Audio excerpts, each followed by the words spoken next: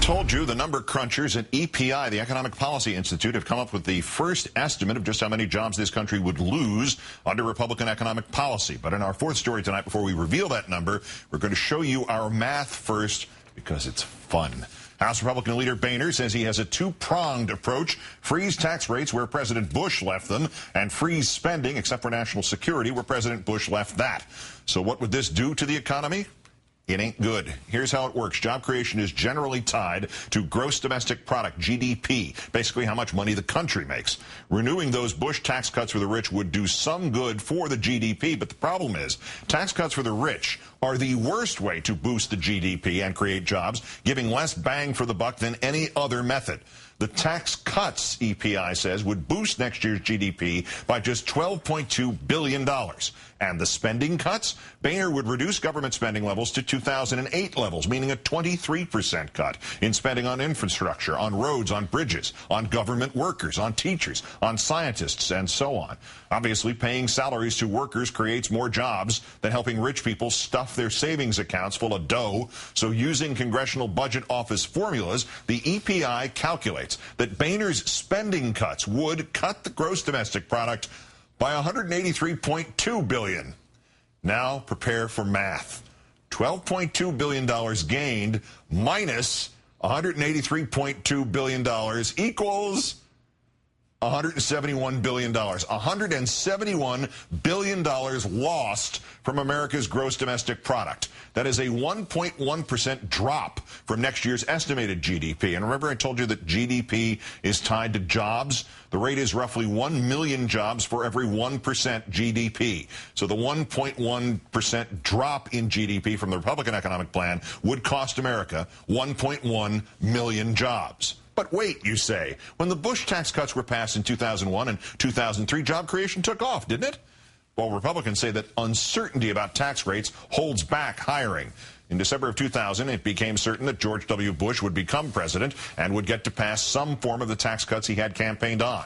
But the unemployment rate went from 3.9% the month he was appointed by the Supreme Court to 4.2% after his appointment removed all that uncertainty.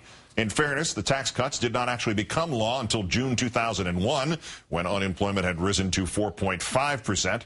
So how many jobs did the tax cuts create when they were actually signed into law? Unemployment rose to 4.6% the next month, 4.9% the month after that, then 5%, 5.3%, 5.5%.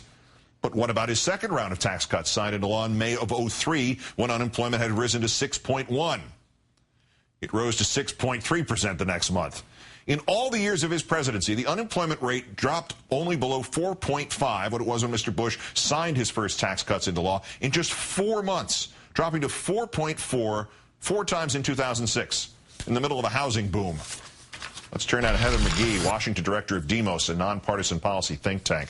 Once again, thanks for your time tonight. Thank you, Keith. That analysis saying that a certain amount of spending cuts equals another certain amount of jobs lost. In this case, 1.1 million jobs lost if the Republicans got their way in this pledge. Does that sound right to you? And if it does, can you explain why those jobs would be lost? Absolutely. That was a really important contribution that the Economic Policy Institute made today.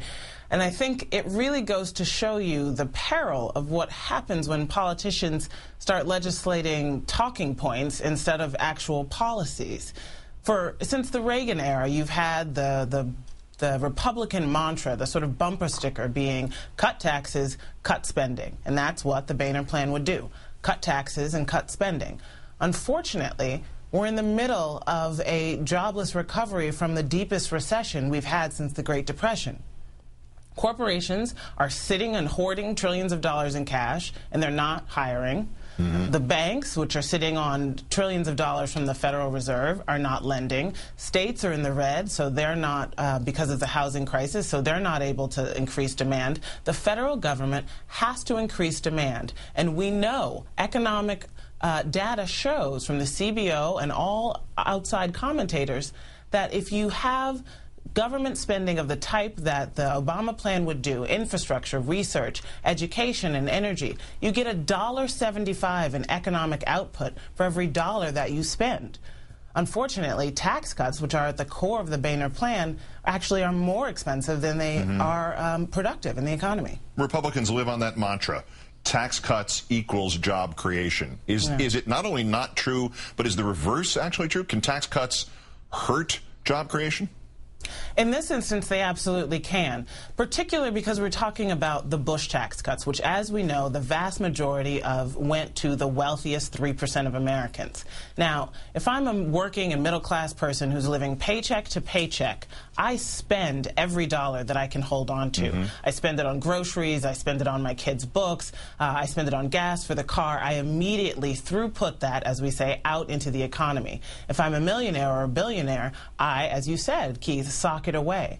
And so the problem with using tax cuts as a stimulus is that it's far too expensive, and it ties the government's hands to do the more effective form of stimulus, such as infrastructure spending.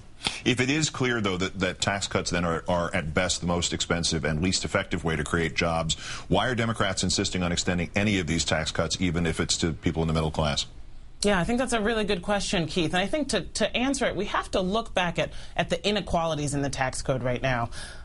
In 2005, the New York Times did a study of what all the Bush tax cuts meant for the richest and middle class and lower class Americans, and found that because of the Bush tax cuts, the 400 richest households in America were paying the same share of their income on their federal income, Social Security, and Medicare taxes as Americans making $50,000 to $70,000.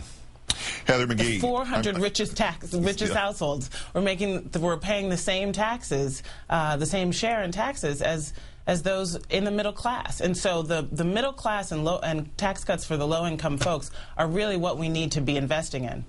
Heather, great thanks for your time tonight. Heather McGhee, the director of the D.C. office of Demos. Thank you.